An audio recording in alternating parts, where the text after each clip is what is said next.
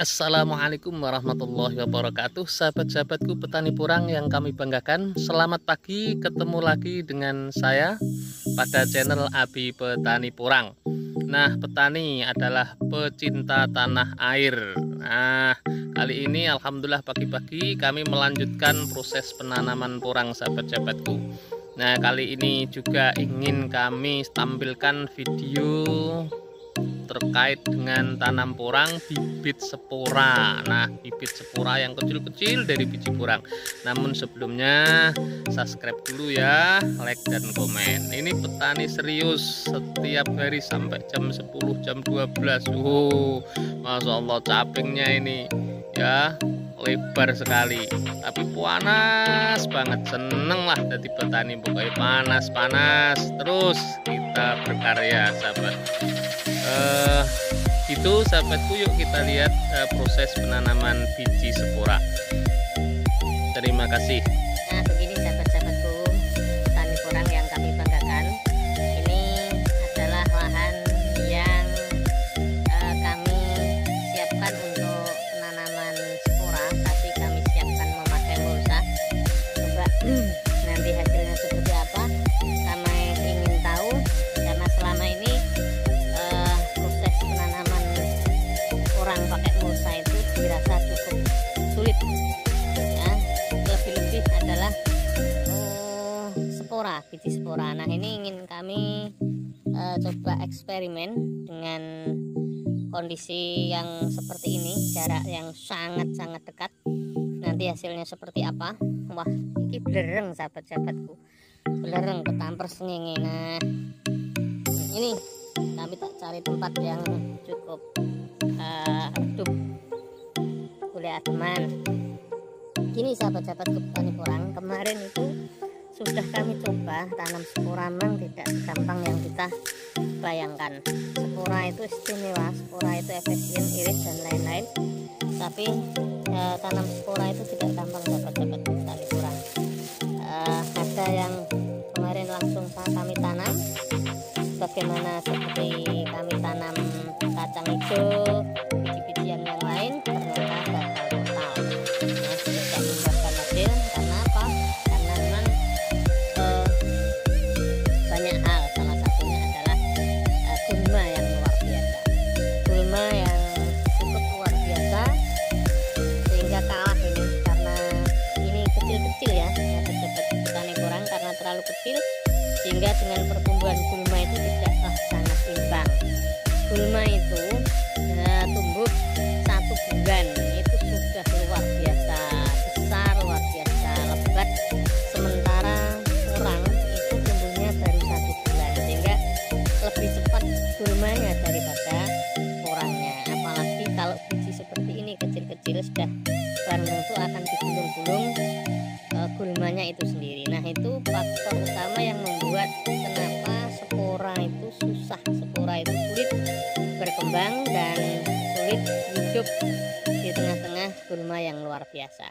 Itu sudah pernah kami coba, karena mungkin rilisnya catatannya adalah pengganggu utama gulma, sahabat-sahabatku petani porang, sehingga kami berinisiasi ingin segera kami tanam, tapi tidak memakai cara yang kemarin ya, yang gagal biarlah gagal. Sebagai evaluasi ya, ini kami tanam memakai mulsa. Nah, dengan memakai mulsa ini gulma akan teratasi, sahabat-sahabatku petani porang. Nah, ini mulsanya cukup dekat-dekat ya, 10 cm dari lubang satu ke lubang yang lain, dan tetap kami isi 4, satu lebarnya mulsa kami isi 4, tapi jaraknya ini cukup dekat, 10 20 cm. Sebetulnya kalau untuk posisi spora ini cukup ideal, sahabat-sahabat petani porang. Memang spora itu kecil banget bibitnya. Nah, itu sahabat-sahabatku, jadi sebelumnya kami sampaikan kenapa memakai mulsa ini karena pengalaman kegagalan kemarin. Nah, di sini sebetulnya ingin kami sampaikan bibit spora itu memang punya kelebihan sebetulnya kalau bisa hidup. Yang susah itu bagaimana kita bisa menghidupkan spora itu dengan baik ya. karena kelebihannya banyak sahabat-sahabatku, sepanjang bisa hidup loh. Makanya ini kami pakai mulsa dengan harapan nanti bersih dari gulma. Itu untuk selanjutnya, ini kelebihannya spora itu sendiri, satu adalah dia efisiensi sahabat-sahabatku. Ini efisiensi banget. Kalau kita mau tanam dengan tanaman tahun depan yang banyak sekali, 1 hektar misalnya, cukup membeli spora 10 kilo ya. Spora 10 kilo, kalau 1 kilonya itu 5.000 sampai 8.000 isinya, itu berarti kita hanya butuh 10 kilo 10 kilo bibit. Itu spora taruh saja mahal, misalnya 1 juta kan baru 10 juta itu kan sahabat-sahabatku, sehingga terjadi efisiensi yang luar biasa.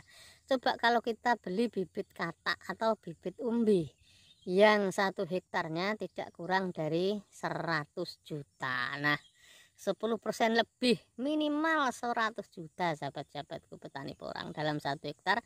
Kalau bibit itu beli semua, baik itu dari katak atau dari umbi. Nanti ada penjelasan lain di konten atau di YouTube yang lain. Nah lanjut, efisiensi yang pertama. Efisiensi yang kedua dari sisi jumlah ya. Ini taruh saja misalnya jumlahnya 1 kilo spora ini 5 sampai 8.000, paling minim 6.000 lah ya, 6.000 spora ini. Ini terjadi efisiensi memang yang cukup tinggi dari sisi harga, sisi biaya maupun sisi jumlah ya, sisi kuantitas ya, sisi kuantitas. Kalau 1 hektar ini 10 kilo sudah 60 ya, sudah 60 biji, 60 umbi, taruh saja 60.000 lah, 60.000. Padahal 1 hektar pada umumnya itu hanya dibutuhkan 40.000 dengan jarak tanam yang normal antara 30, 60, 30, 50. Nah seperti sahabat-sahabatku petani porang, sehingga terjadi efisiensi yang ganda.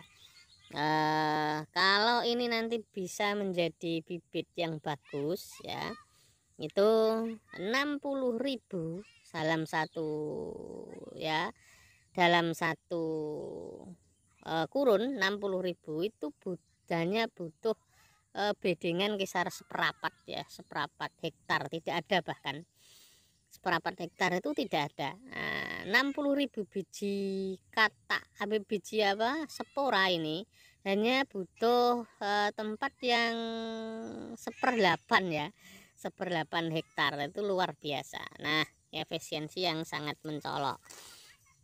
Jadi terjadi pengiritan yang luar biasa karena memang bibitnya kecil-kecil sahabat-sahabatku petani porang. Itu keistimewaan yang pertama. Keistimewaan yang kedua, biji spora itu nanti kalau kita pandai merawatnya ya, memang ada bukti sahabat-sahabatku dari kawan, dari teman.